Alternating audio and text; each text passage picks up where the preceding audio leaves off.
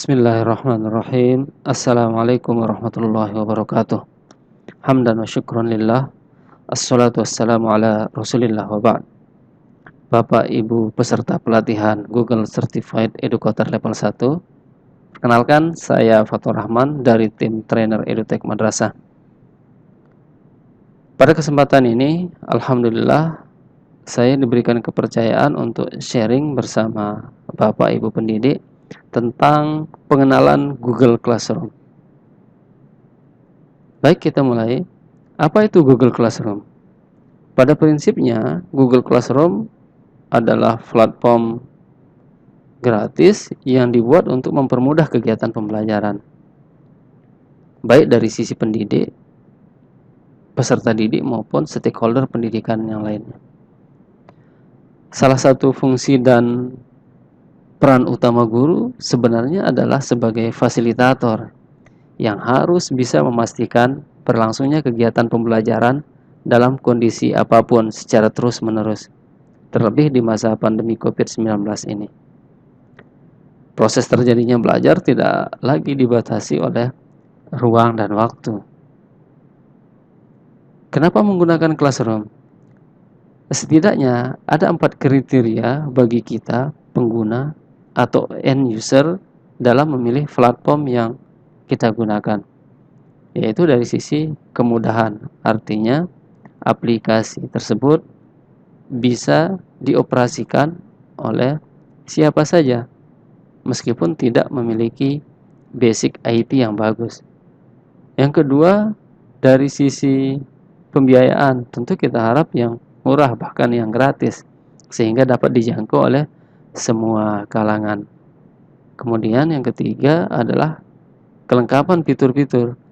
Artinya, fitur-fitur yang disediakan oleh aplikasi tersebut minimal mampu mengakomodir seluruh kebutuhan kita pengguna. Murah, mudah, lengkap itu tidak cukup. Jadi kita juga harus memastikan bahwa aplikasi itu aman untuk kita gunakan. Selanjutnya, bagaimana memulai Google Classroom? Nah, seperti biasa, kita masuk di Google menggunakan email yang kita miliki. Nah, dalam pelatihan ini kita menggunakan email dengan domain madrasah.id. Nah, tetapi pada contoh ini saya menggunakan email dengan domain lembaga saya, yaitu mtsn3lotim.sch.id. Bapak Ibu masukkan email, kemudian pilih berikutnya, masukkan password dan kata sandi atau kata sandi yang diberikan oleh admin G Suite. Pilih berikutnya. Nah, jika pertama kali kita menggunakan akun ini, maka akan ada notifikasi dari Google yang menyatakan bahwa kita telah bergabung dengan lembaga yang sudah menggunakan akun G Suite. Oke, kita pilih terima. Nah, ini adalah tampilan akun Google yang saya miliki. Nah, untuk memulai Classroom ada beberapa cara. Jadi yang pertama, bisa kita pilih aplikasi Google, kemudian scroll, cari logo Classroom. Atau Bapak Ibu, kita bisa langsung ketik alamat di address bar dengan cara dengan mengetik https://classroom.google.com. Nah, jika awal pertama kali akun Google Bapak Ibu digunakan untuk Classroom, maka akan muncul notifikasi seperti ini. Kita pilih lanjutkan. Pilih peran. Nah, di bagian ini ada 2 pilihan peran. Tentu untuk peserta didik kita arahkan untuk memilih sebagai siswa. Dan Bapak Ibu, saya sarankan untuk memilih saya seorang pengajar. Nah, di dalam aplikasi ini ada 2 fungsi tugas yang diberikan. Ada buat kelas dan gabung kelas. Nah, kita sebagai pendidik sekarang akan mencoba untuk membuat kelas. Bapak Ibu pilih buat kelas. Nah, di bagian ini kita diminta untuk mengisi nama kelas, bagian, mata pelajaran, dan ruang. Nah, 3 terakhir ini sifatnya opsional, bisa tidak diisi. Yang wajib adalah nama kelas. Contoh, nama kelas matematika, kemudian bagian kelas 9. Yang lain kita kosongkan. Kemudian create, membuat kelas. Ini adalah tampilan aplikasi dari kelas yang sudah kita buat. Bapak Ibu yang kami hormati, sekarang kita akan fokus di pengaturan. Jadi sebelum kita lanjut pengelolaan kelas, kita fokus di pengaturan. Apa saja yang bisa kita atur?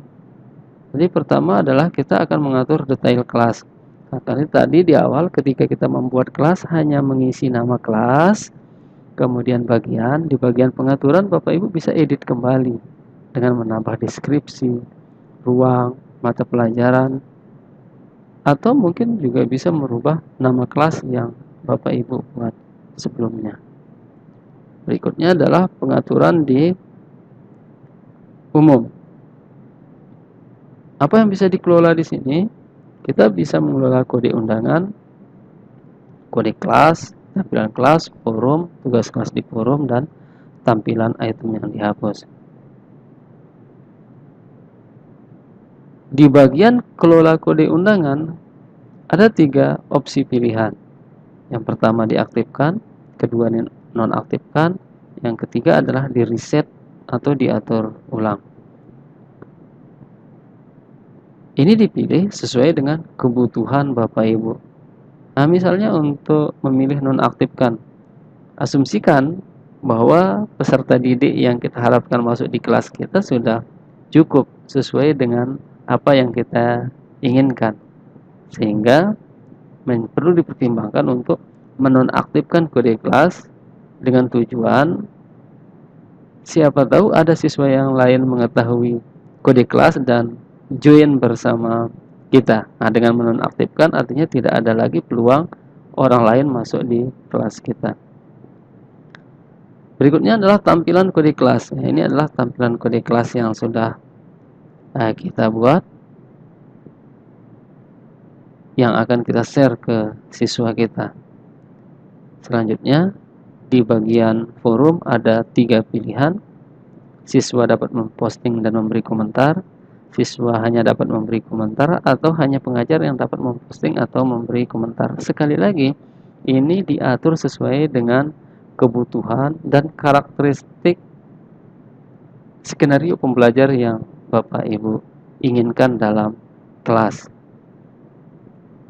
Selanjutnya adalah di tugas kelas di forum. Tugas kelas di forum itu 3 opsi. Bapak Ibu bisa menampilkan lampiran dan detail, atau hanya menampilkan notifikasi yang dipadatkan, atau sembunyikan notifikasi. Kalau Bapak Ibu memilih tampilkan lampiran dan detail, maka pada saat Bapak Ibu memposting tugas, baik berupa materi, tugas, pengumuman misalnya, nanti akan tampil lengkap dengan lampirannya di forum. Selanjutnya, kita bisa diberikan opsi untuk menampilkan item yang dihapus atau tidak ditampilkan. Selanjutnya adalah pengaturan nilai. Penghitungan nilai keseluruhan ada 3 opsi. Yang pertama, tanpa nilai keseluruhan, atau Bapak Ibu bisa memilih poin total atau bobot nilai berdasarkan kategori. Kemudian Bapak Ibu bisa menampilkan nilai keseluruhan kepada siswa atau tidak. Nah, jika memilih perhitungan keseluruhan, maka kita dapat membuat kategori nilai. Misalnya pilihan ganda 60, isei 40. Atau kalau Bapak ingin menambahkan kategori nilai lain, Bapak Ibu bisa menambahkan lagi kategori yang lain. Nah, jika Bapak Ibu memilih bobot nilai berdasarkan kategori, kita bisa melakukan pembobotan. Pada saat melakukan pembobotan, pastikan Bapak Ibu total harus 100%. Jadi kalau Bapak Ibu ingin menambah kategori, Bapak Ibu bisa menambahkan di bagian tambahkan kategori nilai. Nah, setelah pengaturan Bapak Ibu lakukan, jangan lupa di bagian akhir Bapak Ibu simpan pengaturan yang sudah Bapak Ibu lakukan. Oke, selanjutnya adalah kita beralih ke menu yang tersedia di Google Classroom. Pertama adalah menu forum. Nah, jendela ini untuk melihat semua informasi yang ada di kelas, seperti membuat pengumuman, diskusi, dan penugasan. Kemudian berikutnya adalah menu tugas kelas. Menu tugas kelas ini fungsinya adalah sebagai jendela bagi guru untuk membuat tugas kuis, pertanyaan, dan materi. Kemudian di bagian bawah Bapak Ibu bisa lihat ada topik. Nah, topik ini kita dapat mengelompokkan semua tugas dalam satu topik, sehingga mempermudah kita dalam mengorganisir semua komponen kebutuhan pembelajaran di kelas kita. Berikutnya adalah menu anggota.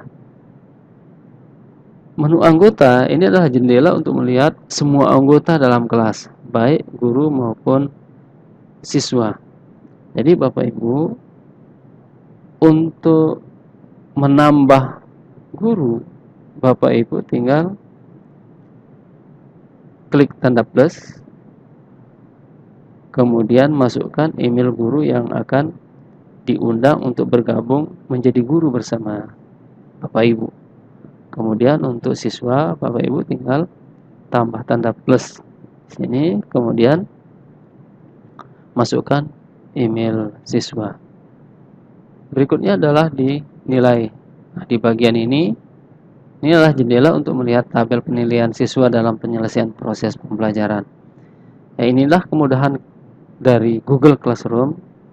Kita dapat melihat semua tugas yang sudah kita berikan dan penilaian yang sudah kita lakukan dalam satu tampilan seperti ini. Baik, selanjutnya bagaimana membagikan kelas ke peserta didik. Tadi sudah kami sampaikan di awal, bisa dilakukan dengan cara menampilkan kode kelas. Ini contohnya kita membagi kelas, atau Bapak Ibu bisa menambahkan siswa dengan menggunakan email atau menggunakan salinan link untuk mengundang. Bagaimana cara mengelola kelas? Yang saya maksud mengelola kelas adalah pengelolaan pada tugas kelas. Jadi Bapak Ibu pilih menu tugas kelas, kemudian buat kelas. Nah, akan muncul beberapa pilihan. Bapak Ibu bisa membuat tugas kuis, pertanyaan, materi, atau membuat topik. Nah, sekarang kita fokus ke bagaimana cara mengelola topik. Untuk mengelola topik, kita klik topik, kemudian tambahkan topik atau tambahkan judul topik yang Bapak Ibu inginkan. Nah, misalnya topiknya bangun ruang sisi lengkung, kemudian klik tambahkan. Nah, ini adalah tampilan dari topik yang sudah kita buat. Di bagian kanan topik, di titik 3 ini Bapak Ibu ada beberapa pilihan. Kita bisa ganti nama topiknya, bisa hapus topiknya, atau bisa kita salin linknya. Kemudian ada naikkan dan turunkan. Nah, sebenarnya di Google Classroom juga sudah bisa melakukan drop and drag tanpa harus menggunakan naikkan dan turunkan. Nah, ini adalah tampilan dari daftar topik yang sudah kita buat. Ada beberapa topik yang sudah saya buat. akan tampil di sebelah kiri. Selanjutnya adalah mengelola materi. Nah, untuk mengelola materi, Bapak Ibu pilih menu tugas, kemudian buat, kemudian pilih materi.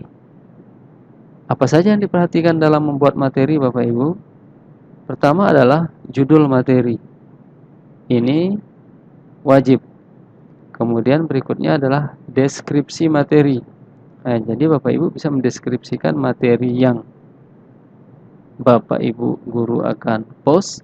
Kemudian yang ketiga adalah lampirkan file upload, file share drive, link URL, dan link YouTube. Ini untuk lampiran.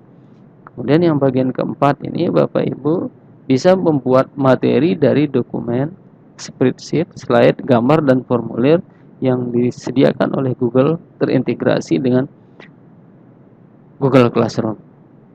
Kemudian yang kelima, peruntukan materi.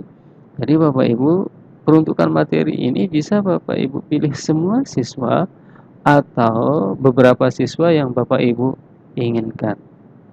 Kemudian yang terakhir, yang bagian keenam, topik materi yang sesuai. Jadi Bapak Ibu setelah membuat materi, Bapak Ibu sekali lagi bisa mengelompokkan ke topik mana Bapak Ibu akan menggabungkan materi tersebut. Contoh, ini judul materinya, pengertian dan macam-macam bangun ruang sisi lengkung. Kemudian deskripsinya, macam-macam bangun ruang sisi lengkung yang akan dipelajari yaitu tabung, kerucut, dan bola. Pak Ibu, kita bisa tambahkan Google Drive, link file, dan YouTube, atau membuat dokumen, slide, spreadsheet, gambar, atau formulir yang sudah disediakan oleh Google. Di bagian sebelah kanan kita isi untuk semua, kemudian pilih bangun ruang misalnya topiknya, baru kita pilih posting.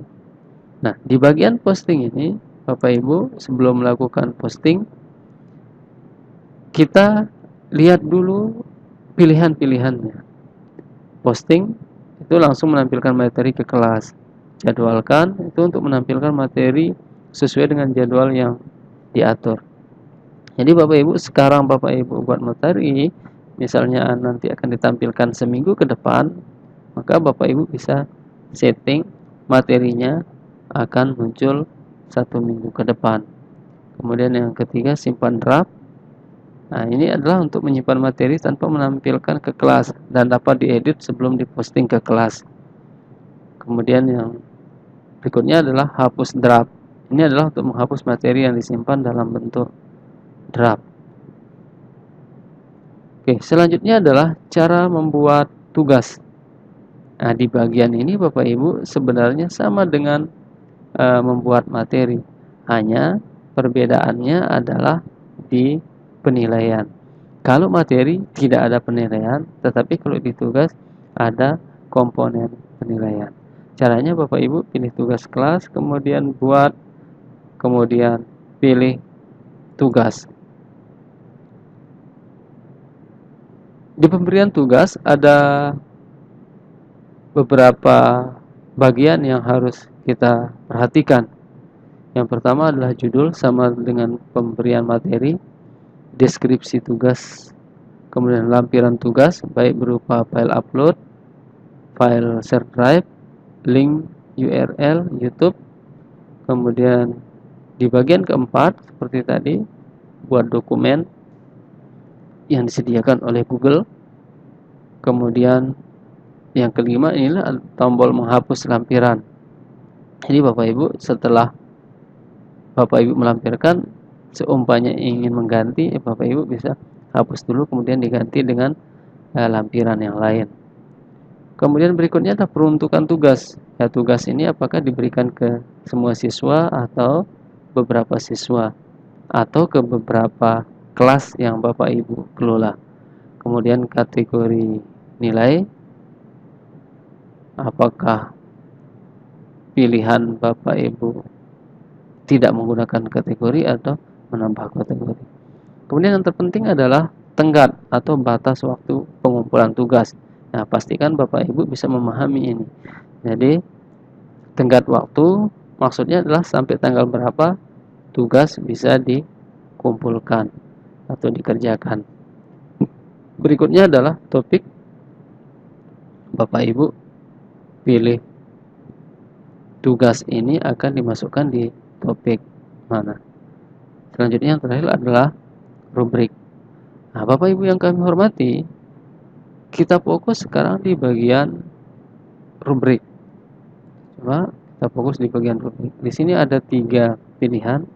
Bapak Ibu bisa membuat rubrik atau gunakan kembali rubrik yang sudah dibuat atau impor dari spreadsheet. Contoh rubrik yang saya buat misalnya adalah praktik tentang luas permukaan kerucut. Jadi praktiknya adalah mengemas benda dengan menggunakan kerucut dengan kriteria misalnya adalah penentuan bahan kemasan. Ini judul kriteria. Kemudian Bapak Ibu bisa isi deskripsi. Siswa dapat menentukan bahan yang tepat untuk mengemas barang yang akan dikemas. Selanjutnya adalah kita berikan poin di level. Jadi misalnya kalau sesuai kita berikan poin 1, kalau tidak sesuai misalnya berikan poin 0. Tetapi ini sesuaikan dengan karakteristik dan keinginan atau rencana Bapak Ibu dalam membuat rubrik penilaian. Selanjutnya Bapak Ibu bisa menambah kriteria. Kalau misalnya kriteria ini tidak cukup, Bapak Ibu pilih tambah kriteria. Nah, berikutnya adalah saya menambah kriteria misalnya ukuran yang digunakan akurat.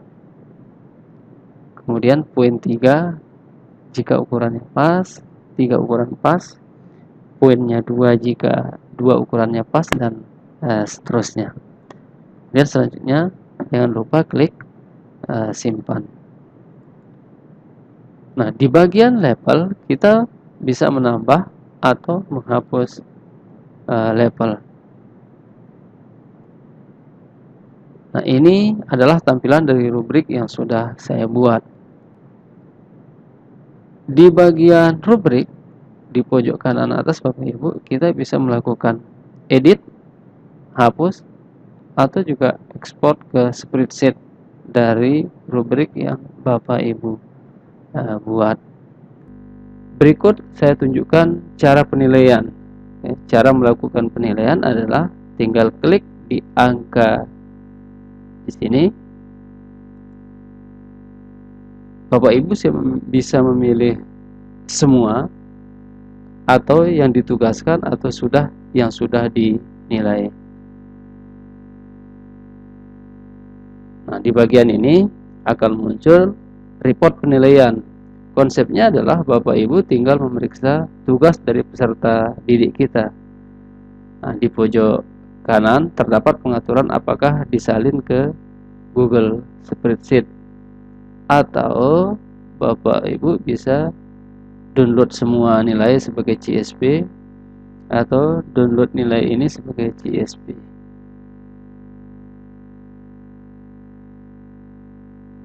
Berikutnya adalah cara membuat tugas kuis. Cara membuat tugas kuis sama dengan cara membuat tugas.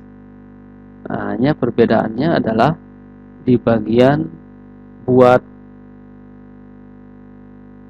kuis. Nah, di bagian ini kita tinggal memilih Google Formulir yang otomatis dibuatkan oleh Google. Kemudian pilihan berikutnya adalah import nilai otomatis. Nah, sebelum ditugaskan, edit dulu Google Formulir. Nah, nanti untuk materi Google Formulir akan ada materi berikutnya. Setelah itu Bapak Ibu bisa pilih tugaskan. Mungkin untuk Google Classroom Sampai di situ kami sampaikan terima kasih. Semoga bermanfaat.